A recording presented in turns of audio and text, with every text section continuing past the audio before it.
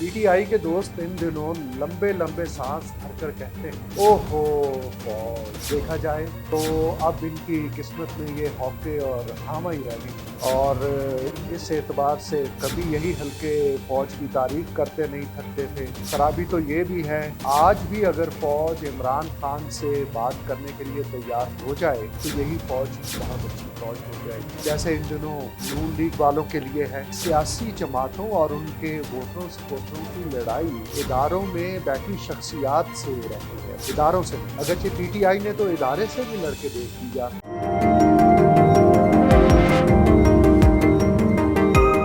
PTI के दोस्त इन दिनों लंबे लंबे सांस भरकर कहते हैं, ओहो फौज। देखा जाए तो अब इनकी किस्मत में ये हॉके और हामा ही रह गई हैं। और इस एतबार से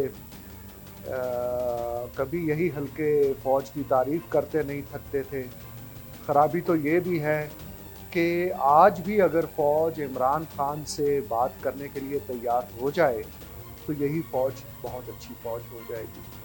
जैसे इन दिनों नून लीग वालों के लिए है, लगता यह है कि सियासी जमातों और उनके वोटरों सपोर्टरों की लड़ाई इदारों में बैठी शख्सियात से रहती है, इदारों से नहीं। अगरचे पीटीआई ने तो इदारे से भी लड़के देख लिया और इदारे ने बगैर लड़ाई किए पीटीआई को शिकस्त दे दी। बरतानिया में बादशाह की वफात पर कहा जाता है कि बादशाह मर गया, बादशाहत जिंदाबाद। इसी तरह हमारे यहाँ भी यही वतीरा बन चुका है कि हम कहते हैं कि जर्नैल चला गया इसलिए फौज जिंदाबाद। हालांकि अहमियत शख्सी फैसलों की नहीं, इदारा जाती पॉलिसियों की होती है, मगर हमने इस असूल का भी किया पांचा करके रख दिया है। जैसे कि पीटीआई वालों ने ये अब एक ख्याल पाल लिया हुआ है कि 9 मई को जो कुछ हुआ वो इदारे ने खुद करवाया था, पकड़ धकड़ भी उसी के कहने पर हुई और अब सज़ाएं भी उसी के कहने पर होंगी। ऐसे में अगर कहीं कोई उन्हें रिलीफ मिल जाता है तो नून लीग शोर डाल देती है कि इदारों में अभी तक पीटीआई के सहूलतकार बैठे हुए हैं जो 9 मई के बावजूद सहूलतकारी कर रहे हैं।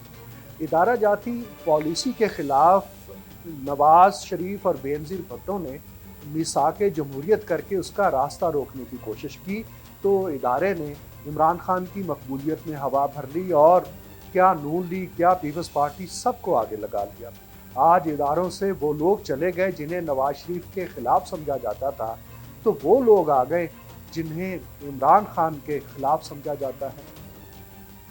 इदारों से इस लड़ाई में भुट्टो ने जान खोई थी तो नवाज शरीफ ने अपने करीब तरीन रिश्तों को खो दिया।